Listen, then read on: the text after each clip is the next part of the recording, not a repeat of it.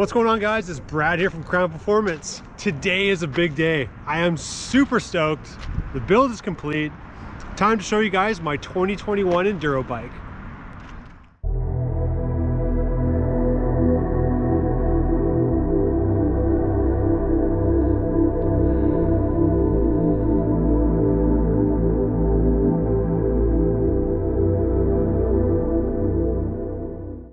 So this is the build. This is my 2021 Chinese carbon enduro bike. So let's start with the frame. This is the ICAN P9. I ordered it in a custom kind of turquoise blue color. When I was building up, one of the key things that did kind of bug me, and I did notice on my last builds, was all the rattling from the cables inside. So what I did do is I used a product called Jaguar. It kind of wraps over the cable hose here, and you thread it inside the down tube frame. Did a great job of minimizing noise thus far.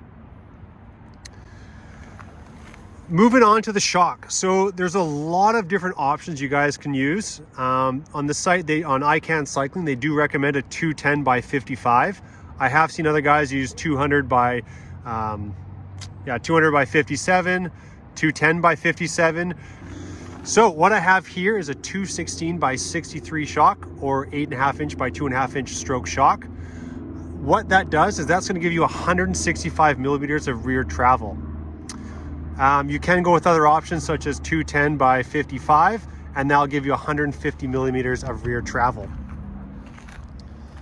Moving on to the wheels. So on the past two bikes, the first build I did was 27.5 inch front and rear. My 2020 bike was 29 inch front and rear.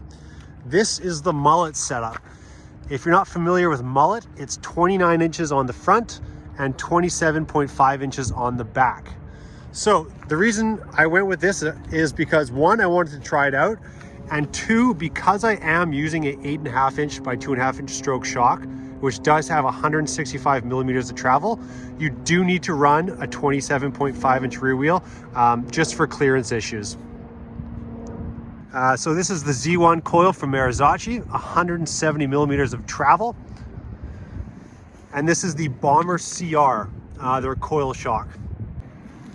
So for wheels, I am running the Race Face Arc offset wheels, 29 inches in the front, and I'm running the Arc 30 heavy duty, 27.5 in the rear.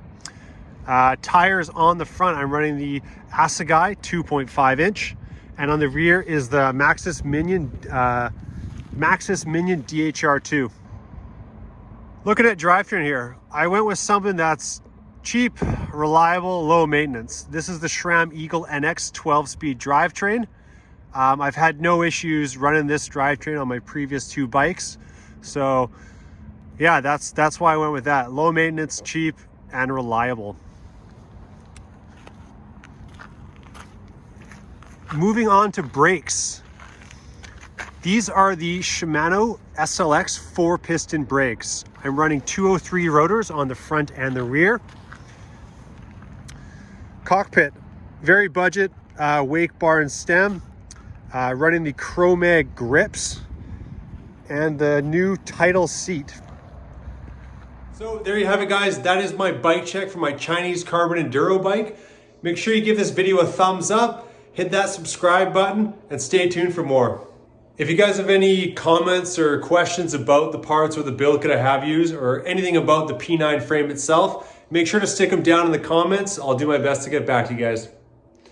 In my next video, I'm gonna be taking this out on the trail for the first time. Gonna give a first ride impression on this bike, so stay tuned for that.